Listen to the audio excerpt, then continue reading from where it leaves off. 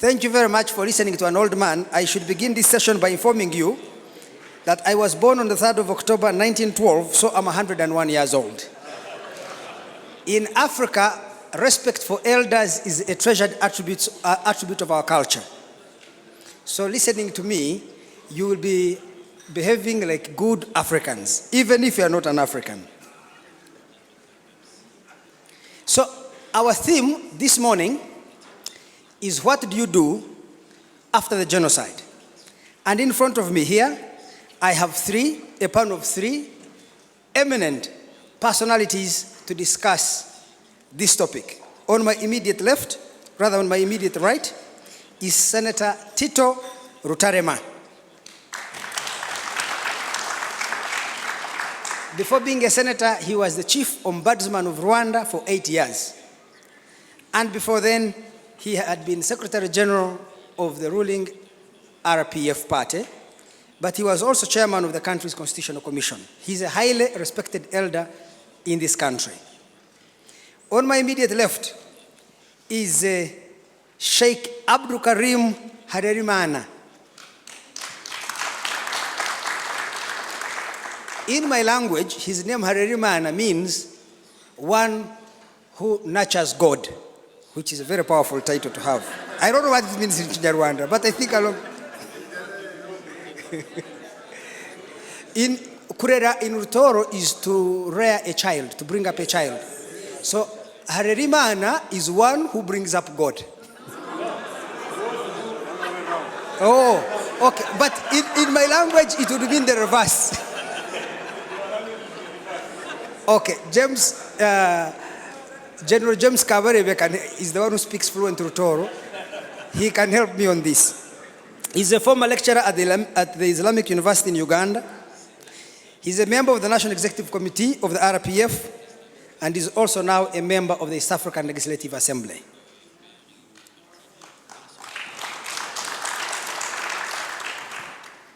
And to my extreme left is Mukesh Kapila, who is a professor of global health and humanitarian affairs at the University of Manchester. I don't know whether he supports Manchester City or Manchester United, but he supports Manchester United.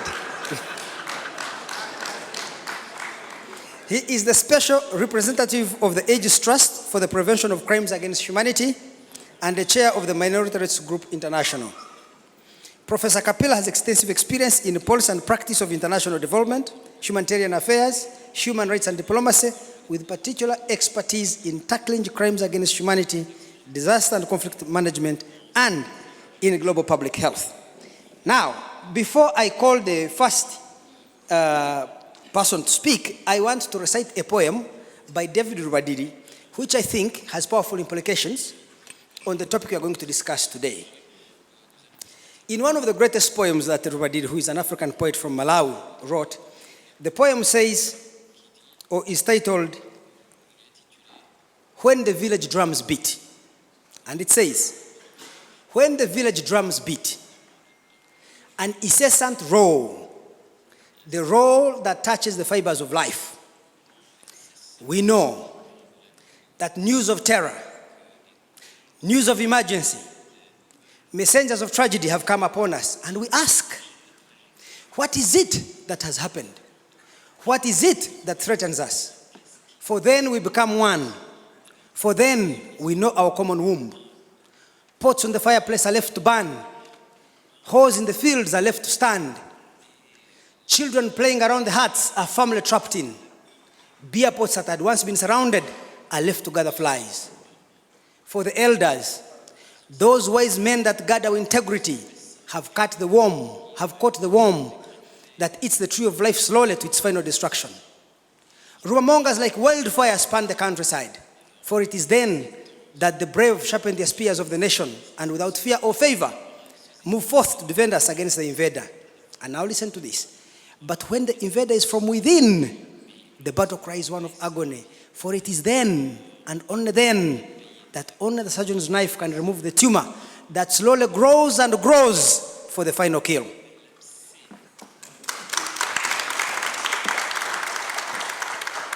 So, our elder, Tito Rutaremara, please, in view of that poem, you tell us, because it is easier to mobilize your forces against an external opponent. Rwanda faced an internal problem.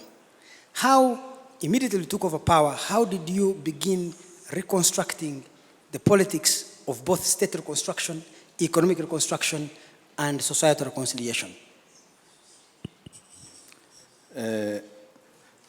Thank you, my son, which means I'll be 220 years old in order to make him my son. And let me start with something which is interesting, because we are going to talk of things which are serious. I'm a fan of Manchester United. I don't know whether he's a fan of Manchester United, but I'm a fan of Manchester United. Now, I was asked to give the picture of Rwanda just after the genocide, when it stopped genocide. The picture. But it is easy to give that picture because it was seen throughout TVs of international TVs, in media, though the international community was not recognizing that genocide, but they were seeing it, it was in live. I start with our genocide. This genocide was the most cruel. All genocides are cruel, but ours was the most cruel. I give you an example. People were paying some money to be killed by bullets. Now, what if it was in Germany? I'm sure guys would have been better than being killed by machetes, other small things which were using to kill these people. I remember we counted numbers of methods that these people were using. We reached about 56. And I was with Sheikh Abdul Karim. We go to discuss it and we stopped counting. This genocide was the most rapid. Within 2 months, 1 million people were already down, were killed. Only 2 months. And it is the most awkward genocide. We have never seen where mothers could kill their sons and daughters because they had blood of another group. Mothers here in Rwanda were killing their sons and daughters because they had blood of Tutsis. That is awkward. And it is the most thorough. Each and every Rwandan, each and every home in Rwanda is affected. Whether you are a Tutsi, you have a cousin, a son, a daughter who has been killed. Whether you are a Hutu, you have got a son, a daughter, a cousin, a grandfather who participated in genocide. It was in our homes. Each and every Rwanda suffers of this genocide and is affected. So I say it is a thorough. And it was the only genocide where churches were used to be tools of genocide. And indeed they did. Churches were used as tools of genocide. And it was easy to bring people to churches, close the doors, and throw in grenades and other things, and kill them many. You see, the home of God became the home of genocide. Something which doesn't happen somewhere else. Now, but what is very interesting, this genocide happened in the TVs, in the online, people were seeing it, international community saw it, and yet, United Nations, people were saying there is no genocide. Countries, big countries, which make international community, because when you say international community, sometimes we think that it exists. So no big countries who make the international community who are saying there is no genocide. While they were seeing it in front of them, their children were seeing it. They were even telling them, eat, because if we don't eat, These Banyarwanda who are being massacred, they come and eat your food. See, that's what the characteristics of our genocide here in Rwanda.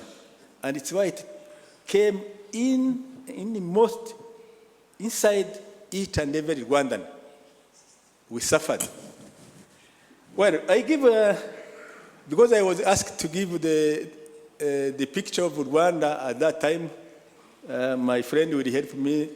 Afterwards, the pause will be answering the questions, what we did. We've gotten what we call genocide. It is a new word which was created in English, I'm sure.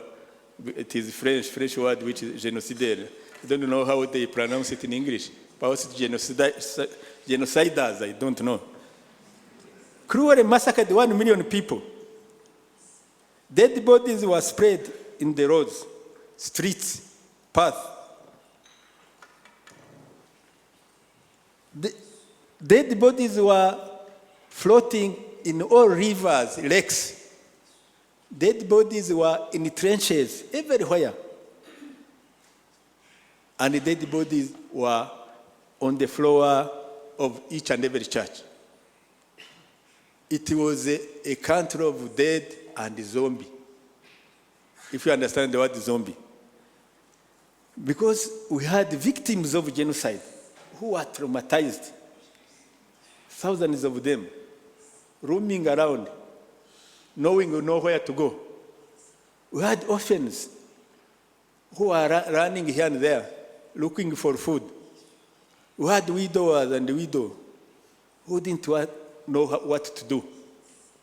Sometimes huddled behind the churches or inside the churches, especially other churches which were not the churches where they were massacred. That's the picture we had of Rwanda. The apocalypse of Bagosora had come. Really, it came and we saw it. And you saw it in your TVs. Thousands of refugees coming from Uganda, from Burundi, from Kenya, from Tanzania, they were there looking for shelter, looking for food. I mean, all the refugees of 1959, 1970, they had come because it was their chance to come to their country. And they were looking for food, for shelter, waiting for people to organize them, waiting for RPF to organize them. What about the people who committed genocide, the genociders? Thousands of them were still hunting here and there in the forest in order to get survivors so that they can massacre them. But thousands of them had already crossed to Zaire. 2 million in Zaire, about 300,000 in Burundi, about more than 500,000 in Tanzania, thousands in Uganda. They had crossed. The army and Interahamwe were pushing them to go to the country. When a French minister was saying that they were voting with their feet. In France, you can vote with your head, can vote with your mouth, with your hand, but sometimes you can even vote with your foot. A minister, foreign minister, said, Rwandans are voting with their foot, going out. UN again failed Rwanda. UN Minister of Defense, very sorry. UN Minister of, I'm going, it gives me 5 minutes, let me be quick. UN Minister of Defending People, they ran away. Belgians ran away, Bangladesh ran away, other people, other Asian, only a few Africans remained behind. Really, we have to be proud of that. Only a few Africans remained behind, the Congo, Senegalese, Congo, Ghana, they remained behind. While others had gone. When RPF stopped the genocide, again the United Nations came back. This time, a big power, in the council, France, came back with the arms and munitions and the guns and the supersonic planes. When they were in Zaire, they had supersonic planes. I don't know. They would have, if they had come, I think they would have bombarded Tanzania instead of bombing Rwanda because it was supersonic. In 1 second, you cross Rwanda. They came back and occupied our country. What did they do? They only helped genociders, army men, authorities to take them back, take them to Zaire, armed, gave them arms, and they were trained by Zaire government and fed by international community. Material resources, schools were destroyed, banks were vandalized, everything was down. In fact, I am not going to go through that. Then, what about the state of Rwanda? No organs of the state. Institutions had gone to Congo, to Zaire, now Zaire. No justice, because no judges. Judges were massacred, and others had run away. No doctors. Doctors had run away, others had been massacred. No teachers, nothing was in existence. When we take over political parties, many political parties participated in genocide. They ran away with others to Zaire. We only remained with a few political parties which didn't participate in genocide. But unfortunately, those political parties, their leaders had been disseminated. It's a problem. Their leaders had been disseminated. Their members had been killed. And the RPF was there. The only organized body was RPF. RPF with army which is disciplined, politicized, was everywhere stopping the genocide, mobilizing people, looking for shelter, getting medicine. The same with the political cadres of RPF. They were there looking for shelter, mobilizing people, trying to get medicine, and feeding those people. Now, the question, let me come to the question. Now, ladies and gentlemen, you understand how, I'm asking those from outside, you understand the situation in which you are in Rwanda. What would you have done, you? That's the question we are putting to you. Which would have been your priorities, you? Tell us, and we will compare with Abdul Karim to see whether what we did was the right thing. And this is the time, by the way, RPF was asking itself. The very word, the book of Lenin, what to do, that was the most question of Lenin that was being asked to RPF, what to do. How are we going to come out of this chaos? How are we going to create our country?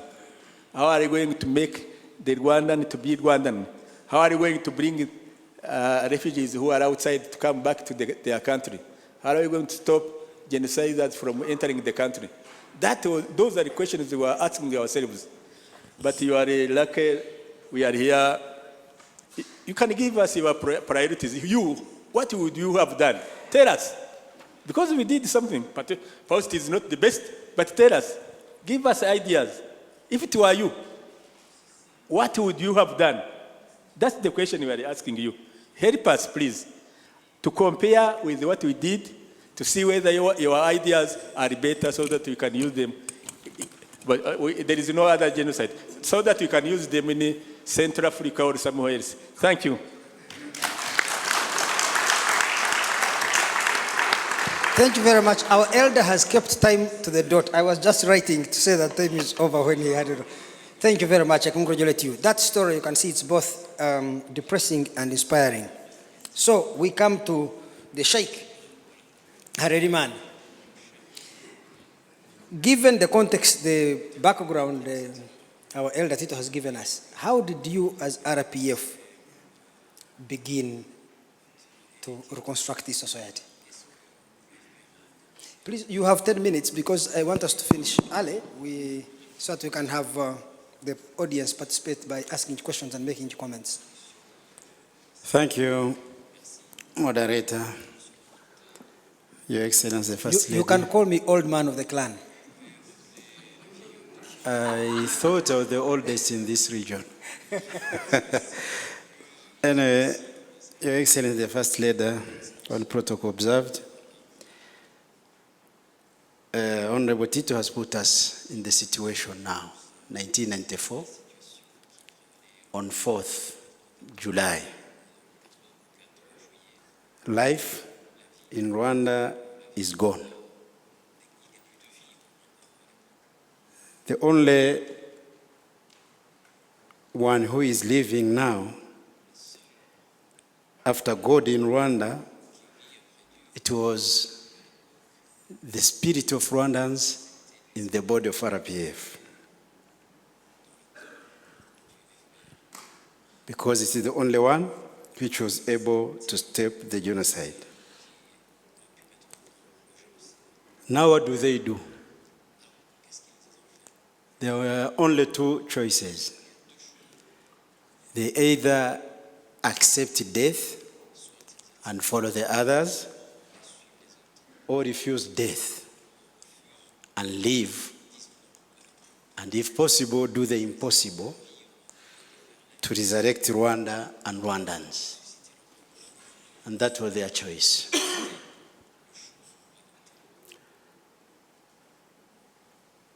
Everything which makes a nation was no longer there. It was about to be called a failed state. And now you need to have choices to resurrect it. Priorities. What do we start with? To resurrect Rwanda and Rwandans. Not only you have 3/4 of the population displaced, not only you have the millions Honorable Tito has talked about who are in Zaire, in Tanzania, Burundi, and Uganda, and elsewhere, you have also more than 1 million bodies. Where do we start from? What do you need for you to be able to do that impossible task? First, you need to have a visionary, charismatic, strong, pro-people, patriotic leadership. We have it in RPF by then. There was one question. Can RPF alone, with all those qualities, do it? Yes, it was possible for RPF to do it. But because of discipline, because of patriotism, because of being pro-people, it engaged others also. The surviving parties, political parties like PSD, PL, of course they are not all of them because toward the beginning of the genocide, all of these parties were divided into two. The majority went to hot power and the minority remained on the course. So RPF made a meeting somewhere in Kanombe and decided to involve everyone who survived genocide, but to exclude the genociders. They were not wanted by then. PSD was called PL, PDI, and so on and so forth. Resolution number 1, we put in place a coalition government. By the way, for that matter, we had to wait at least 15 days. The Prime Minister designated in the Arusha Peace Agreement to come back from Belgium to lead this government, and he was from opposition. Immediately after the fall of Kigali, he was called in. We had to wait 1 week, called him again, and he said he was just resting, ignoring that there are some people who have lost their lives here for him to survive. Now, Twagiramungu Faustin, the former Prime Minister, is still in Belgium today, but I heard that he's about to come again to take power in this country. We wish him all the best. On 19th July 1994, the government was established, a coalition government, in front of this building here, because this same venue where we are today, it was dilapidated, leaking, and no one was able to dare enter in this chamber where we are now. It was just in front of the house there. So the priorities we are supposed to be put in place simultaneously, because no choice. After having the coalition government, we needed to stabilize the country,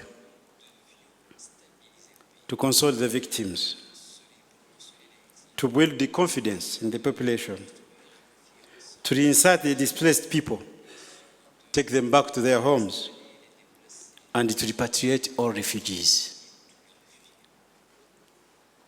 And that was done. Now, we needed some tools to do that. Because before the genocide, you had the Arusha Peace Agreement, which was somehow impossible to be implemented during and after genocide immediately, for two reasons. One, the transitional government, which took power after the death of the former President Habyarimana, declared that Arusha Peace Agreement are null and void. So RPF just stay behind there. We are going to do our things, and if need be, we'll give you some few shares or actions in the ruling of the government. Number two, some clauses of the Arusha Peace Agreement were impossible now to be implemented, because some of them mentioned that Habyarimana was supposed to be the president. He was no longer there. His party, MRND, Genocide party, was supposed to rule, and so on and so forth. So it was impossible by then. Now, we had to put in place a few tools to assist us move on. One was the RPF declaration. Two was the political parties declaration. And three are the remains of Arusha Peace Agreement, which we called then the fundamental law. So we did all that, and we moved and moved and moved until when we are here in this beautiful chamber. Now, as I conclude, I have also a very small question. Who is unhappy for what has been done in this country for the last 20 years? Thank you very much.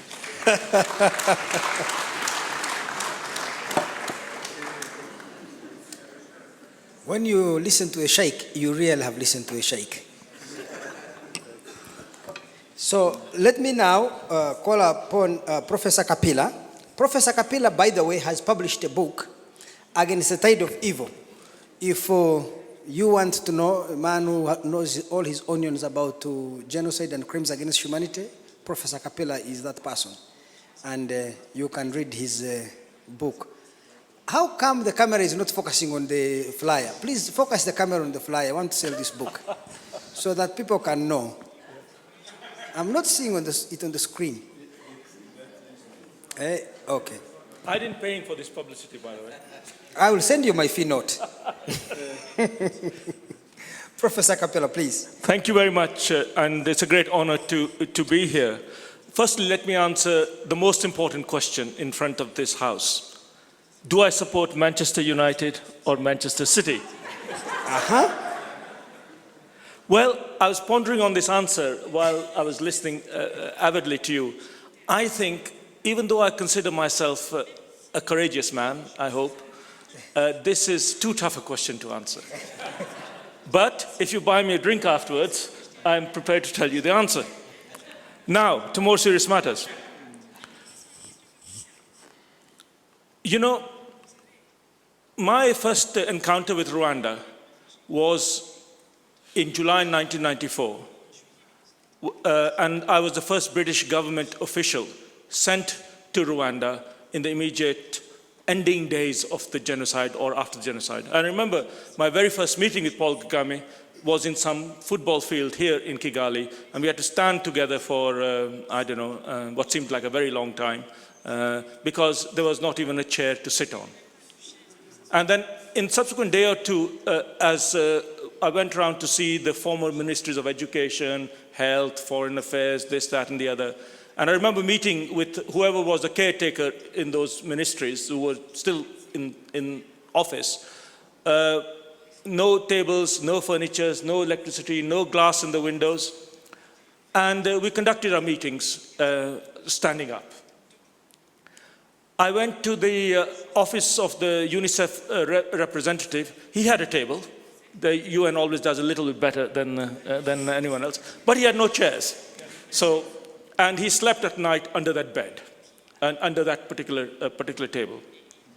My job, the reason I was doing this was because my job was, I was sent to look at the aid humanitarian situation in Rwanda and to see what the British government could do to help in the immediate aftermath. This is from the department is called Overseas Development Administration. Now it's called DFID. It's a precursor to that department. That time it was part of the Foreign Office. And I tell you, those first 100 days that I spent in Rwanda after the 100 days of killing is what turned this hair the color it is. Before that, my hair, oh no, you don't have any hair. My hair was as black as many of you here. And you know this expression when people say you literally hair turned gray overnight, it literally happened. It just happened. It took 2-3 months to do that. So the day I came into Kigali, and I'm saying all this as a precursor because you have to know this before we can answer the question that we are debating. What would you do? What is your priority? And my observation is from the outside helper as opposed to the Rwandan insider, if you like, to complement what you've said, if you like to see. So when I drove down into Kigali from the British High Commission in Kampala, the first thing that struck you was the city was all quiet, completely quiet. And apart from few flickering lamplights, it was just dark. Not the dark of a pleasant African evening, but the dark of evil and sinisterness. And this silence was punctuated by dogs. And as you came down into the city, you see what the dogs were doing, feeding off the bodies. And I went to Saint Famille, and the blood was still dripping down the walls of the church. And then we went around the country, and the same thing was repeated, and such like. So you got to imagine this, those of you who weren't there, to really understand the context in which anything can be done in terms of recovery. I learned a number of lessons on the issue of post-genocide recovery, and these are lessons that didn't come out from my experience. These are the lessons that came out from the Rwandan experience and that I profited from and subsequently took in my subsequent many years of international life working on post-conflict societies in many other parts of the world. I went on to be the head of humanitarian conflict affairs at the DFID for many years. The first lesson I learned was that when a whole nation is traumatized, and you could see this trauma. Even nature was traumatized. Even the birds had stopped singing. That is not the time that you start preaching anything.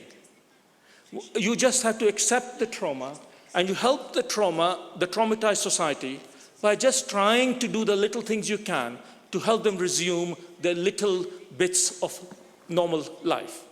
So with my UNICEF collaborator and the Ministry of Education, what was left of the Ministry of Education in July '94, we developed this project called School in a Box. Because of course, everything was destroyed. There was no schools, there was nothing. Everything was looted.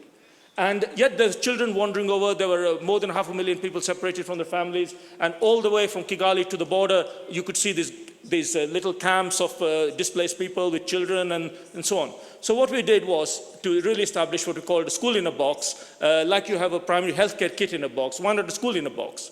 Because as soon as the little children could kind of at least pretend to go to school under the trees even, the parents, the surviving parent or parents, many of them didn't, felt there was a little bit of something normal happening, if you like, see. So this wasn't a great strategic initiative to redevelop Rwanda. It was a human response to try and deal with the complete trauma that was afflicting society at the moment in time.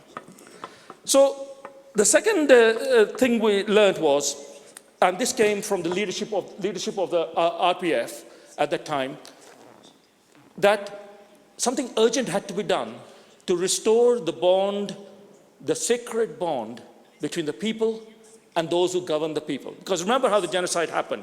The people's guardians, the government of the pre-genocidal government, betrayed that most sacred of all bonds, that between the people and the governors, if you like. So in order for this trauma to be overcome, and in order for the society to move on, it was necessary to establish authority.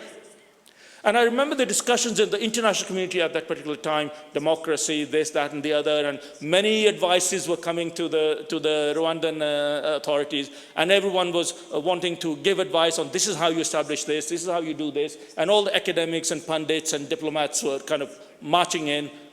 You had to march in because the airport wasn't quite open at that time. And they were all giving that. But what the RPF authorities, interim authorities did was, they said, no, we will find our own model of governance that takes into consideration where we come from and where we are now. And that, I think, was extremely essential to give people the confidence that the new authority was, in your words, pro-people. Because the notion of a pro-people government that we may take for granted in most democracies is not something that the Rwandan people were sadly used to. And that was a lesson learned. Later on, the various formal instruments of governance came in, but those were not so important. What was most important was to restore confidence, if you like, you see. The third lesson we learned was, as an international community coming in to help, was that we needed a vision under which to unite. So you talked about the visionary leadership, but we in the international community at that time were also looking for a vision to what to do. Remember, aid flowed in after the genocide because, most of the Western countries who were the aid givers, including my own, the British government, were kind of feeling guilty. And one way to, in a sense, accommodate with shabby history is to try and mitigate it as quickly as possible. So all that aid poured in.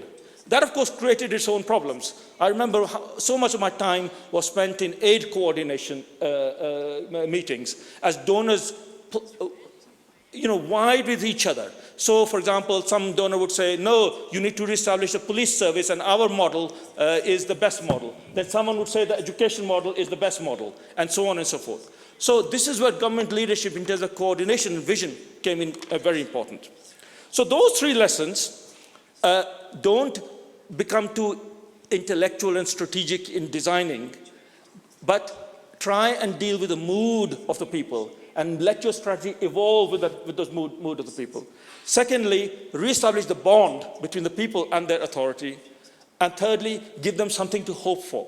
Because, if something good has to come out of such evil, that's the only reason for actually carrying on. Otherwise, you might as well all have died. And it would have been better if you had all died. So in order for that, you have to give that vision. And without that vision, neither the international community nor the domestic recovery capacity would have ever been done. Let me conclude on a couple of points.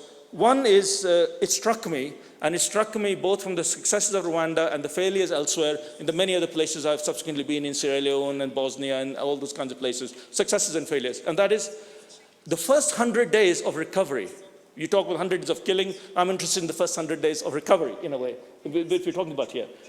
They are fundamentally important. What you do in the first 100 days after a traumatic situation like that is going to set the trend for the whole of history to follow. Because that sets completely the direction that you're going on. And so I think the Rwanda case, as well as other cases, have shown that to be. The second thing I would like to say is, in these types of situations, this is the wider lesson from Rwanda, is avoid quick fixes and shortcuts. I remember the world trying to say, oh, look at bring justice, do this, do that, your prisons are full. I remember going to the prison in 94, and there were a capacity of 2,000, I think the prison has. It had 20,000 people in it at that time. And everyone was kind of rushing, blaming the new Rwandan government for its slowness, blah, blah, blah, all that kinds of things. But it was important not to take shortcuts, because with the shortcuts would have come quick fixes, and those quick fixes would have unraveled almost as quickly as they had done.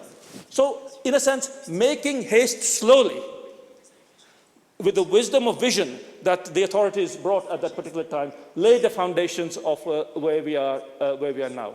So those are my few lessons to impart on terms of leadership, or in terms of what we can learn from this experience to translate for elsewhere.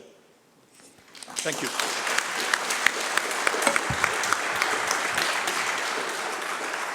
Thank you very much, Professor Kapila. You have all listened to the three panelists. All of them have been superbly brilliant.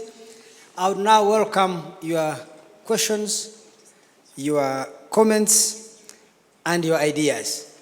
I hope there is somebody holding a microphone, so that if we pick somebody, they can take. Yes, I see Frederick Golova Mutebi there. As an old man, my sight is not very good. Please, if I don't see your hand, bear with me. Yeah, my question, my name is Frederick Golova Mutebi. My question has been sort of prompted by what Professor Kapila said as he was concluding. And this is something that many people who look at Rwanda are now beginning to think about. And I just read somebody who wrote something arguing that the time has come for the government in Rwanda to consider what forms of democracy are going to take it forward. Now, Professor Kapila referred to proceeding slowly. There is an argument. There are two arguments when it comes to thinking about the political system in Rwanda. There are those who argue that it's closed, that there is no political space, that there is political exclusion in Rwanda, and therefore they are arguing for the putting in place of a conventional democratic system involving competitive, adversarial competitive elections and so on, where parties can be formed freely and debate can be had freely. There are those who argue that, yeah, that's a nice idea. It works elsewhere. Maybe it wouldn't work so well in Rwanda. And Rwanda may aspire to get there, but they have to proceed slowly. I would like to hear what Professor Kapila thinks about this, or what anyone else in the audience thinks. Thanks. Yes, I see a lady in the glasses there. Thank you very much. My name is Odette Nyiramirimo. I'm a member of YALA. I'm not asking much about what was said because I was there and I've seen it. But my question is about the media. The media which were coming at that time of chaos. I'm a medical doctor as well, and I remember that there were many journalists who came at that time, and because people seemed not to have known what has happened in Rwanda, as survivors, we all wanted to tell and to say what was happened. And today, 20 years later, what we said at that time, maybe we wouldn't want to hear about it. There are at least 2 or 3 of people that I know who were like women who were pregnant out of rape, and they didn't know, they could even hide that thing. They only wanted to talk and say what had happened to them. And that child now is born. And one day you watch BBC, you watch CNN, and you see your image come out talking of this mother called Odette Nyiramirimo, who was pregnant, and that child now is 20 years, wouldn't like to maybe know and be disclosed as a child of rape in front of the whole world? What do we do to stop all these things? Because I can say that we all talked and we didn't know what would be the future. We even didn't know we were still alive. Thank you.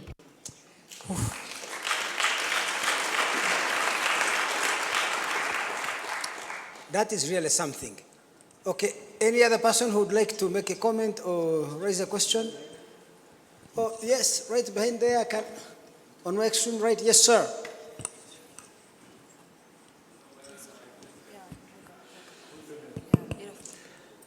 Thank you.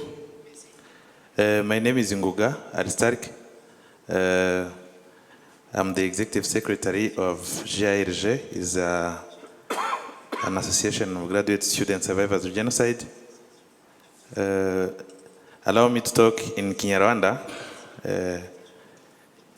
kugira ngo mbashe kuvuga ibyo nifuza kuvuga ku kiganiro kimaze gutangwa. Ikiganiro kimaze gutangwa cyavuga kiti ese igihugu kivuye muri genocide kiba kimeze gute cyangwa se byagenze gute. Mbivuze nk'uwacitse ku icumu ya genocide yakorewe abatutsi, ikintu cya mbere gifasha mu gihugu kivuye muri genocide nirefera ku byabaye mu Rwanda. Cya mbere ni ubuyobozi bwiza, ubuyobozi buha agaciro cyangwa se politike iha agaciro uwarokotse genocide. Nicyo kintu cya mbere cyadufashije nk'abarokotse genocide kugira ngo tubashe kubaho, kubera yuko hari politike zitandukanye zagiye zibaho zifasha abacitse ku icumu. Aha navuga nko gushyira ikigega farge ndetse n'ibindi byose byashoboraga gutuma ibikomere twari dufite mu gihe cya genocide bibasha kugenda byomuka buhoro buhoro. Ikindi navuga gikomeye ni ukwishyira hamwe cyangwa se gufashanya cyangwa se gufatanya nk'abarokotse genocide.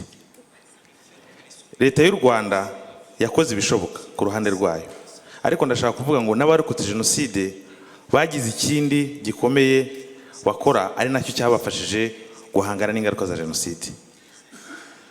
Mu gushyiraho imiryango y'abarokotse genocide, genocide ikirangira habaho umuryango Ibuka, habaho imiryango Avega igashyira hamwe abapfakazi, habaho umuryango ARG wafashije abana barokotse genocide bari mu mashuri hirya no hino, bari bafite ikibazo cy'ihungabana n'ibindi byose, bararerana. Navuga ngo rero hari ikindi gifasha nyuma ya genocide cyangwa se cyafashije ni ukwishyira hamwe kw'abarokotse genocide bagafashanya, banafasha leta mu gukemura ibibazo byabo. Niyo mpamvu uyu munsi ngewe uhagaze aha ngaha nta cyizere, mvuze ngewe hari n'abandi benshi, nta cyizere cyo kubaho twari dufite nyuma ya genocide. Iyo tutagira ubuyobozi ngo budusapotinge cyangwa se budufashe ntabwo byari gukunda. Kavuga ngo rero ni ngombwa yuko urwo ruhare rw'uwarokotse genocide mu kwiyubaka cyangwa se no kurerana rugaragara.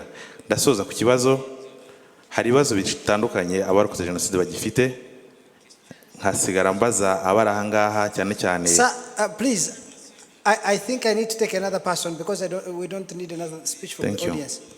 Thank you very much for your contribution. Can I take another? Please, if you're asking a question or making a comment, make it as brief as possible so that we can have as many participants as possible. So I'm looking at this side. No, my sight is not very good at my age. Yes, I see a gentleman right here. Yes. Yeah, you. If I may be allowed to do two things. One, the answer to the question is that what foreigners anyway see is the most extraordinary political experiment that has succeeded beyond any possible expectation. And so anyone who's been involved in the reconstruction deserves enormous credit, especially in the neighborhood in which you live. And you look at the neighboring states, what has evolved here as a civil society is beyond all predicting, so it's extraordinary. But But if I might be allowed to put on my professorial hat for a moment, because I've talked to a lot of young people who are writing dissertations, doing research, I would urge that you not make the claim that was made that this was a distinctive event by virtue of the suffering. I could give you examples that would match every example that you would find here from the actions in many other places. The percentage of loss is exceeded elsewhere. The absolute number exceeded elsewhere. The time of the violence exceeded elsewhere. And the key point I would just make is this: methodologically, there is no way to quantify suffering. You cannot quantify it so that you can compare it reasonably. What you have to do if you want to make cross-cultural, historical comparisons, you have to find other criteria that are phenomenological, not turning on suffering. So no one should take that route in their analysis of trying to make sense of what happened here, because what happened in the Gulag, what happened in the Armenian case, what happened to Native Americans, etc., suffering is an impossible category. So I would just advise people to stay away from that as their defining characteristic. Thank you. Thank you very much. I see yes, a guy who's waving the hand and crossing it. Could you bring the microphone? Okay, the gentleman there has the microphone. Okay, please. Oh, thank you. My name is Dennis Bichesha. I'm a PhD researcher. Senator Tito has mentioned methods that were used during genocide to kill the Tutsi, and I remember some of them, and I am lining them with the denial, some of these methods. For example, there is where Tutsi were being killed, and after being killed, they it's like an operation that was after killing them. So they cut their bellies and they insert stones and they throw them in lakes so that the corpses may not float up as something heading to denial. Because if these corpses are not seen, you will not say there is a Tutsi who has died. And I remember also in the southern province, after killing many Tutsi, their corpses being thrown into a big hole. Then they covered the hole and they made the place a volleyball pitch. They started playing volleyball. That one also shows even they were covering information by that time. Now my question is, the situation immediately after genocide, was it also identified with denial right from the beginning? Because Professor Grigore, who is present with us, has identified the 8 steps of genocide, and denial is one of them.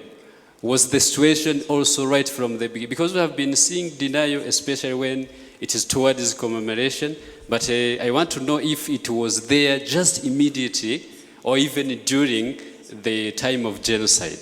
Thank you. That can be to Tito or to Sheikh, who were telling us how the situation was. Thank you very much.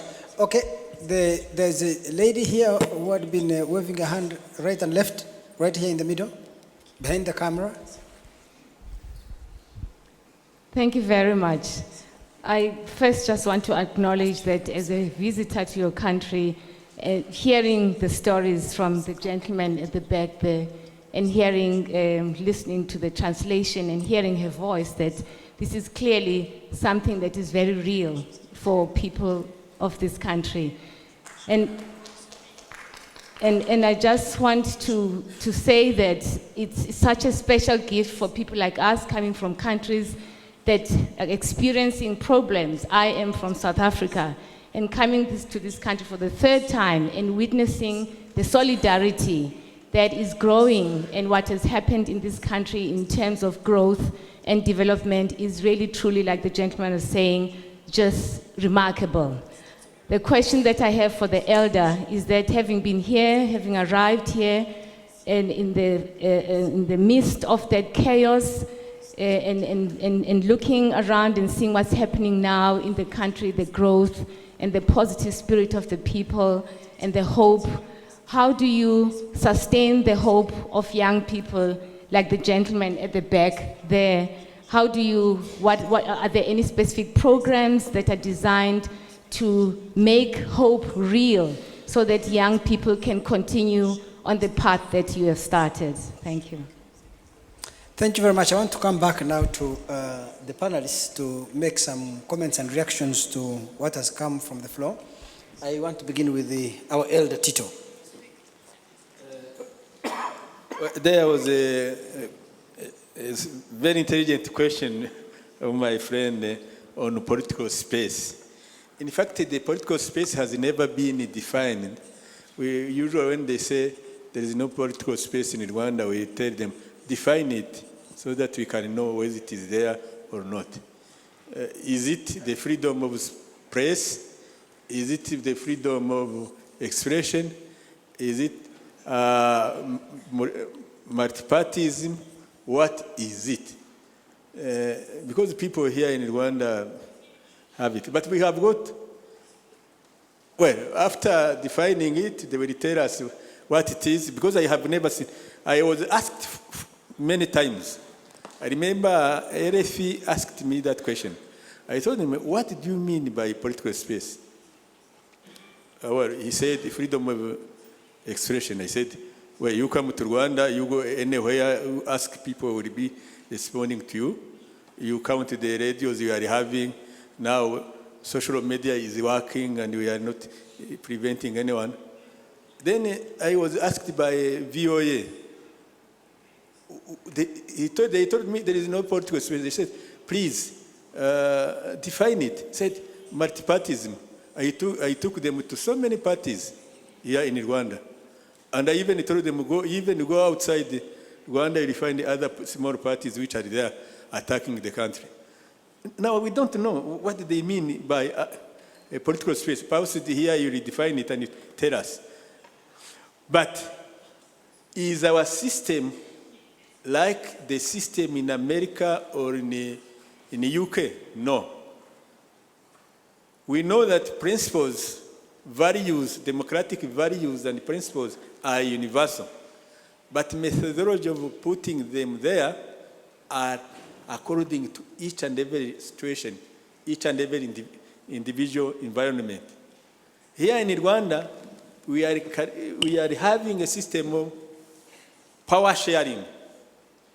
Power sharing, no political party can be in the power alone. It has to share with other political parties.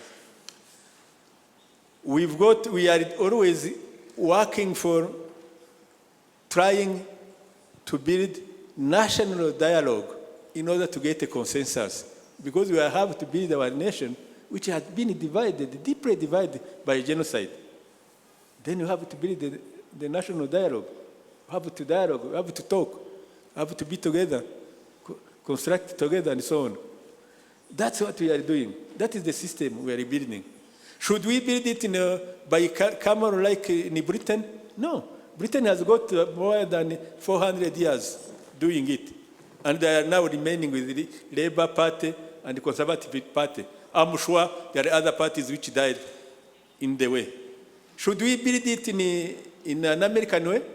No. Americans have had many thousands of parties. They are now remaining with Democrats and Republicans. I don't know where communists, socialists, others, where they went. For us, we are giving a platform to all those political parties where they can come and air out their ideas and veto. Because you can be a small party and be capable of giving good ideas. 11 political parties which you have, they are in a forum. Whenever there is a big issue of the government, they come and discuss. And each party has got equal share. Because there are some small parties which don't have money, there are small parties which don't have media, small parties which are not represented in the parliament. Where will they talk if we don't create them a platform? When we created that platform, international community, Western countries, they are saying, you are creating a wrong platform. We are creating a platform for people to talk, for political parties to give air out their ideas, to discuss big issues of the country, and people are criticizing it. Now we see, well, we will come and discuss it anytime. And because he's stopping me, you know. Odetta said the media, well, I leave it for others. There is Ngoga, a country from genocide. Associations, or he didn't ask the questions, but of course these associations, you don't know how these associations in Rwanda helped us to work. But now we are changing them into cooperatives. There they were self-help associations. Now we are changing them to economic development, creating cooperatives from that, because the time has come now to build the economy of the country. We are no longer cheering the genocide and so on, but we have to create the economy. And Dennis' methods of the denial. Denial they were even denying it the first day they were killing people.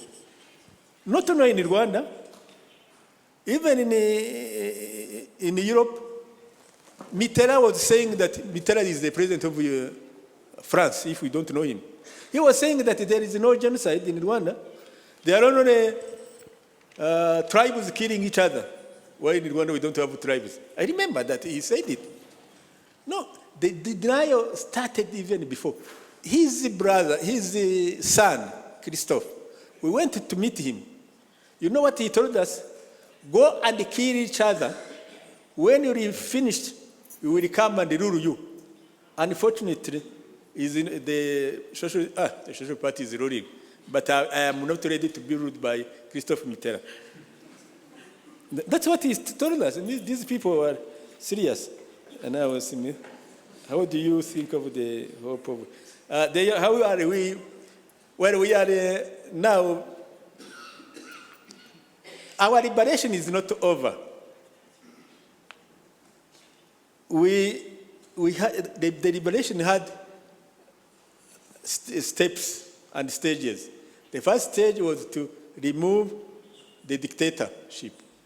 The second stage was to build the emergency. The third step was to build the strong foundation. Now we are building on that strong foundation. And it's where young people are coming in. They are coming in, they are representing in the parliament, they are representing the political parties. We are mobilizing them to come out and build their country. Please. Thank you. I'm very sorry. No problem at all. Thank you very much. Sheikh Abdul Karim. Thank you, Mr. Coordinator. I got a written question from Honorable Dora. It's about how did we deal with the complexity of not knowing who the enemy or ally was, because the problem was from within. We had, of course, to take complicated measures also. But as a reminder only, two things were happening during the genocide. One, there was the war between the Rwanda government forces and the RPA. The Rwanda government forces were supporting the genocide, and the RPA was trying to stop it. The second thing which was happening was genocide itself. The governments were doing it through the army, through the gendarmerie, and using the people, and local government, and so on and so forth. So we had to fight all of this. The primary enemy was the genocidal government. And of course, those people were supporting it. So when we defeated the army in an area, of course, as they flee, they leave the ground for us, the Interahamwe and the genociders follow them. And we take over that area and we try to mobilize the people now, telling them that now you have people who are not killing you, you have friendly authorities, which are RPF. That was during the genocide. And immediately after the genocide, we had, okay, as far as the security is concerned, we had immediate problems because when Kigali fell in the hands of RPF, on the same day with Butare, Ruhengeri and Gisenyi were still under those evil forces. So in the following days, they fell also, without a big fight. But because they were just across, if you have been to Goma and Gisenyi, it is just one land. The border which is there is just imaginary. You go to Burundi, the same thing. You go to Tanzania, is almost the same thing. So they were trying to cross sometimes and kill people, kill leaders, and so on and so forth, fought them. But as the days went on, they gathered some strength, of course assisted by some foreign countries, and decided to attack Rwanda within Rwanda. That was between 1997 and 1998, 1999. So we used the two methods to fight them. One was political, to mobilize people, not to support them, because they are causing them only problems. Two, of course, was to fight them. They are using arms. We used them, but towards the end of 98, they were defeated totally, and they have been trying to come back sometimes, but I think our decision is not to fight on the ground of Rwanda. We have to find them wherever they are if they try to attack. Question number 2, I think is about the future of Rwanda, the youth, and the children who are born after the genocide. How are we bringing them? There are so many methods which are being used. Some of them are in education at school. Some of them are mobilizing the parents to educate their children. Some of them, and the new one which we are using now is in Dumunya, Rwanda, whereby we are teaching people, the all population of different ages, that they have to know that they are Rwandans before doing any other thing. So I think in that we are doing also, we are seeing the fruits even today. Thank you. Thank you very much, Abdul Karim. We come to Professor Kapila. If you could be brief, very so quickly, take another round of questions and comments. We certainly want another round of questions. Very quickly, on the first point about political space, I think not for me to sort of preach to the Rwandans and I think you should find the space that works for you. The only thing that I would comment from a broader global perspective experience is that competitive adversarial democratic systems don't necessarily lead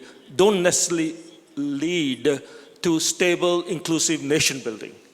And secondly, post-genocidal societies are very special.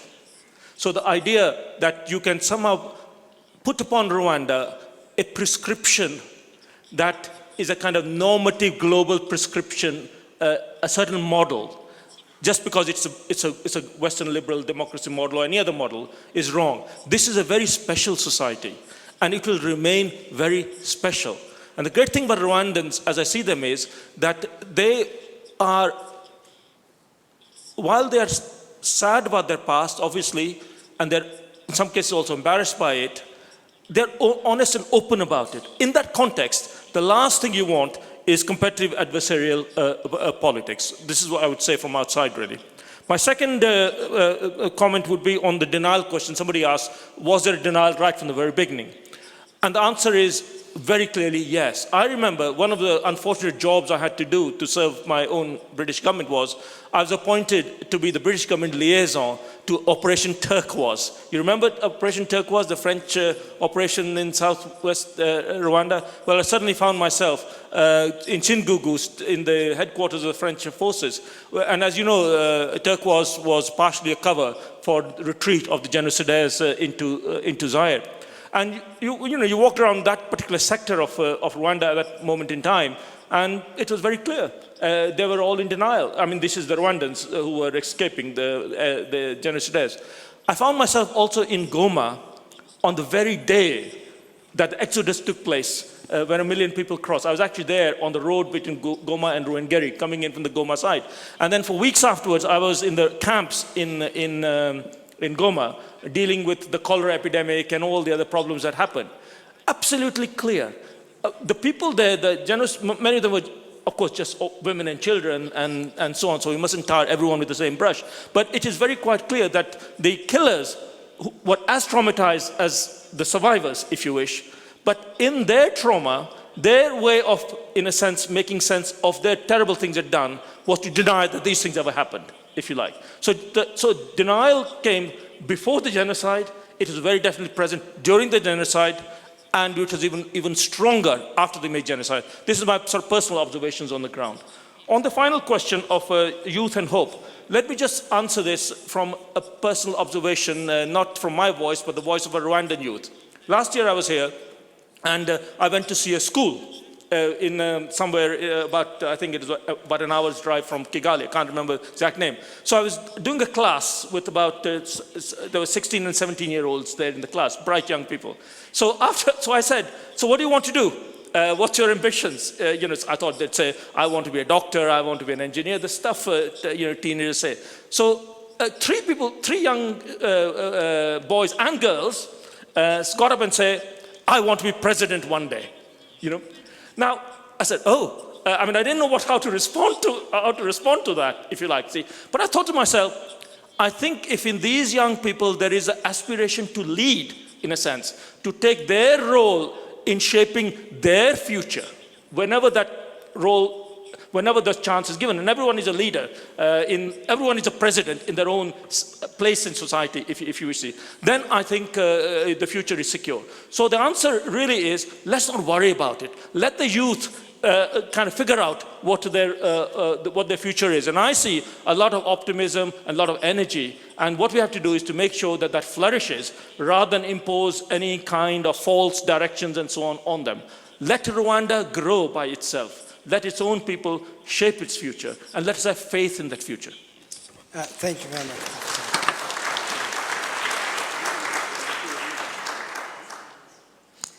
Yes, let us listen to the Minister of Foreign Affairs, Her Greatness, Louise Mushikiwabo. Me? Oh, can I make a comment? Yes, okay. This is we've been talking okay, please go ahead, madam. This is me, yes? Yes, please go ahead, because you have already started speaking. It's okay, please go ahead. This was you? Yes, okay. So we've been talking a lot about the role of France this morning, and I wanted to answer to Senator Tito and say that as a French person, I think that it's time for my country to apologize. Belgium apologized 14 years ago already, and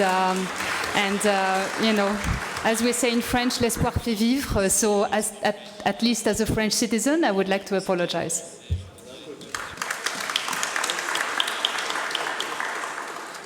Louise. Thank you very much, moderator. I wanted to comment in reaction to the question asked by Fred Mutebi just behind me on what different people want in terms of political system for Rwanda. But before I do that, I wanted to react also to Mzee Tito's description of the genocide that took place in this country, that he described as special and unprecedented, and just to say that there is no good genocide, that every situation comes with its own parameters if you look at different genocides that have taken place. And, you know, machetes are not really worse than gas chambers and so forth. I really think genocide is genocide, it's bad wherever it takes place. I wanted to say that.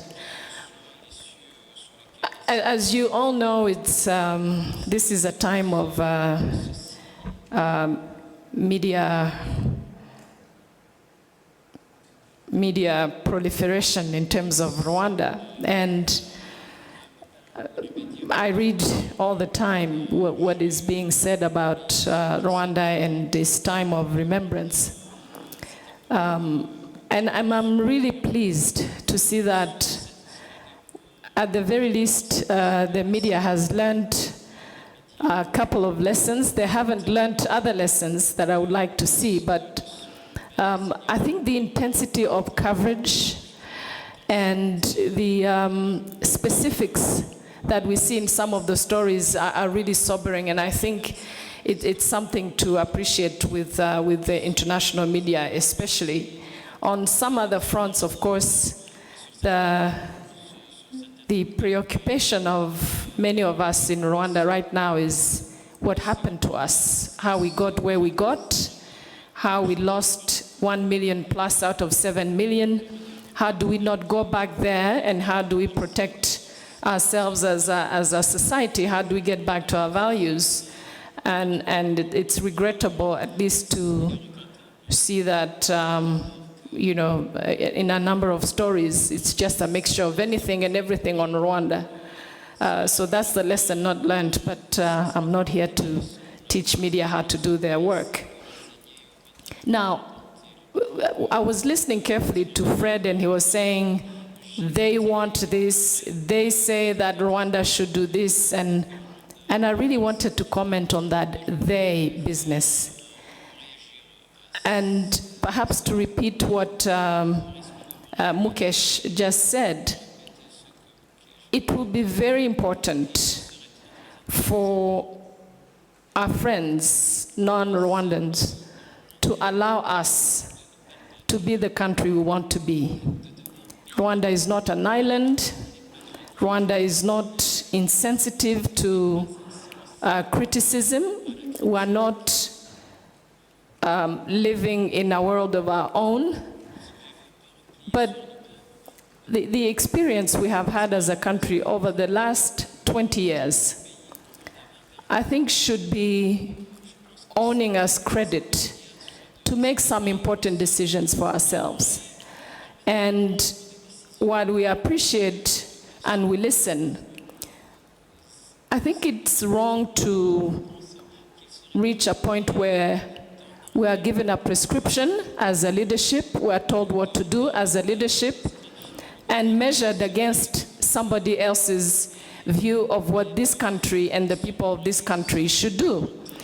So to really comment on what Fred was asking, this whole idea of political space, I'm starting to believe that it is actually a code word for something else.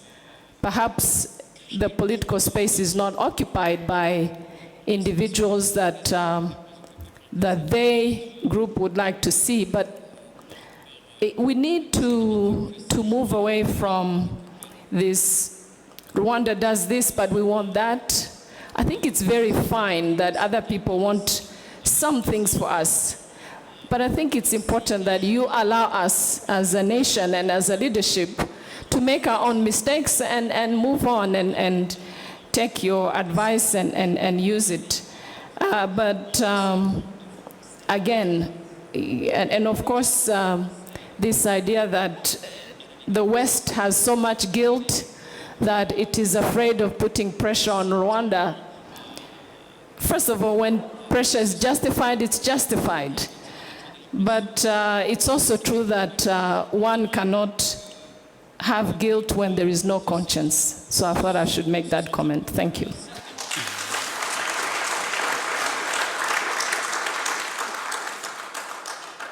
Professor Shaka is the head of the Rwanda Governance Board. You have been involved in these governance debates on Rwanda, debated them global and nationally. Would like to hear your word. Thank you very much, the wise men, the First Lady. Mzee Tito gave us homework, I think all of us, but specifically to those from our friends from outside. But I wanted to revert it in another way. He asked, what you, our friends from outside, would you have done if it was you in 1994 with regard to the strategies and decision options that Rwanda has chosen, the path that Rwanda has chosen for its own reconstruction. But before I do that, I would also make a comment on a very good intervention by Steve Katz, saying indeed that you can't quantify pains and suffering. Just say that yes, though you can't quantify, but it's possible to qualify the level of responsiveness, the level of addressing or at least reducing, attempting to reduce that pain and that suffering. Coming to the Mzee Tito's question, maybe it would be good to very briefly, if you allow, Chair, to say a few of the key strategies that have defined Rwanda's path towards reconstruction and post-genocide. One, Rwanda has chosen to go as one Rwanda. We decided, despite that the fundamental meaning of a genocide is division, dividing Rwandan people, Hutu putting aside, actually killing them, Hutu killing Tutsi, and then Rwanda has decided that Rwanda belongs to all Rwandans. That is the concept of unity and reconciliation. Some person outside there would have said, why don't you go as it was being sailed in the West, Hutuland and Tutsiland? I think that discourse also was there in the air since the 50s. But we have decided to move on as a united country. The second choice that is also for me fundamental, Rwanda leadership has rejected negotiating with genocidaires.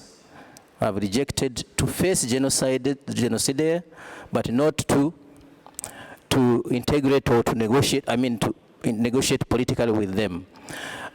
We know a lot of pressure around the FDLR, and they are coming back, they are being integrated. I think we have opted to reject genocide, as the foreign minister has said, that is against our core values.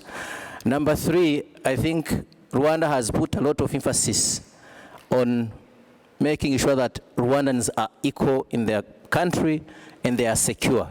The element of security has been at the center of our reconstruction path. Number three, very quickly, Rwanda has said we can't change the past, but we can define our future. Accountability at the center. Accountability and ownership. We've referred to our governance, a people-centered governance, including ownership, but putting up institutions of accountability that are reminding us, that pushing us that we are equal and nobody is above the law. The office of the Ombudsman being one of them. So I thought, and finally, with reference to the intervention of the foreign ministers, the political system we are operating in, it was very clear that since the late 50s, we have had attempts to democracy and democratization like many African countries. But the model of democracy we are adopting, instead of being friendly to our nation building, it was destructive. So Rwanda has chosen to rethink and to go away from copying the Western modes of democracy and instituting them here. We have decided to rethink, to re-engineer, to institute a consensual model of democracy that promotes power sharing, consensus, and dialogue. Though people are disagreeing with it as being a democratic path, I must say that it is not only in Rwanda that we have a consensual model of democracy. But what we have rejected is an imposed political system that should be guide us. We have decided to own it, to shape our own destiny and shape our own systems. I thought maybe from that perspective, it would be a little bit easier for the audience maybe to come on board and say maybe here you could have chosen this you should have chosen to go this way and not that way. So I thought maybe I make that kind of additional question for us to discuss further. Thank you very much. You're welcome. Now, ladies and gentlemen, when I look at my clock, it's coming to 1:30. I know many of you are hungry and you'd want to go and have lunch. Lunch is already ready. I am going to take the prerogative of me being old man of the clan and oldest man in this August House. 2, being the moderator, to ask our panelists, each one of them for 1 minute, to give us a word, and then I bring to an end this session. Our elder, Tito. Thank you. I'm very sorry if I have said that the other genocides are not cruel. But I remember Rwandans were paying money in order to prefer gun to machetes. It's what I was saying. But I know even if you die of atomic bomb, you will die, and it is the same. So now I was describing how Rwandans were, because there were so many methods of dying, and they wanted to choose. Sometimes they were paying money in order to be to die of a gun instead of being hatched with it. Anyway,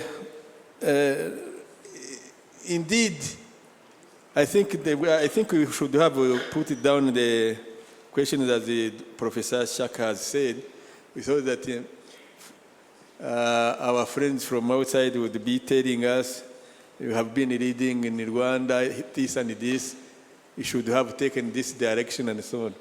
But unfortunately, we didn't give them that direction so that they can compare. It is our fault. I'm very sorry. Thank you, Professor. Thank you to have said it. Yes, our Sheikh. Last word for today. On 5th July 1994, at 11 p.m., at a place called Musha, now it is in eastern Rwanda, I given an audience with the Major General Paul Kagame.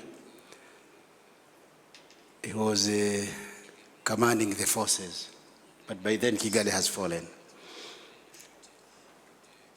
I asked him, how do you feel? He tells me, Sheikh, it was a very difficult war.